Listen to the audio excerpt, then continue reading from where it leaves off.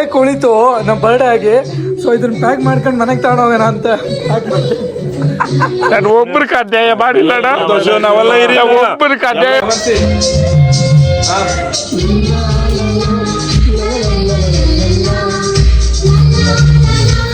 Guys, ನಮ್ಮ ಈ ಪ್ರಶಾಂತ್ ನೋಡಕ್ಕೆ ವರ್ಷಕ್ಕೊಂದ್ಸತಿ ಗಣೇಶ ಹಬ್ಬ ಬರುತ್ತಲ್ಲ, ಹಂಗಾಗಿದೆ. ವರ್ಷಕ್ಕೊಂದೇ ಸತಿ ಕಾಣಿಸೋದು ಅಪರೂಪಕ್ಕೆ. ಮನೇಲಿದ್ರು ಹೊರಗಡೆ ಬರಲ್ಲ ಅವನು.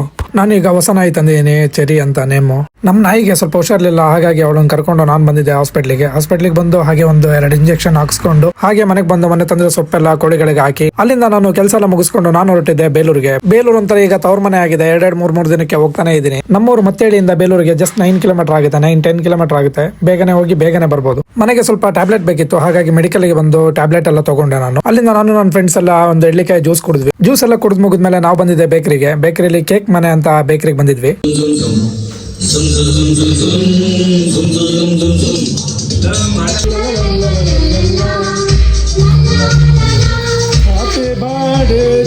ಕಟ್ ಮಾಡ್ಬೇಕಲ್ಲ.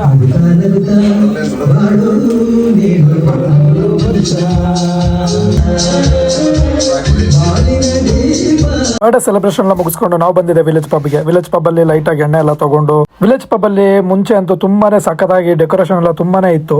ಈಗಂತೂ ವಿಲೇಜ್ ಪಬ್ ತುಂಬಾನೇ ಬೋರ್ ಆಗಿ ಕಾಣಿಸ್ತದೆ. ಹಾಗೆ ಅಲ್ಲಿನ ಕೆಲಸ ಎಲ್ಲ ಮುಗಿಸ್ಕೊಂಡು ನಾನು ನನ್ನ ಫ್ರೆಂಡ್ ಮನೆಗೆ ಹೊರಟ್ವಿ. ಹಾಗೆ ಬರ್ತಾ ಕನ್ನಿಕಾ ಏಜೆನ್ಸಿಲಿ ಸ್ವಲ್ಪ ಔಷಧಿ ಎಲ್ಲ ತಗೊಂಡು ನಾವು ಹೊರಟಿದೆ ನಮ್ಮ ಮನೆ ಕಡೆ. ಮತ್ತೆ ಸಿಗುವ ನೆಕ್ಸ್ಟ್ ವಿಡಿಯೋದಲ್ಲಿ. ಟೇಕ್ ಕೇರ್, ಬಾಯ್.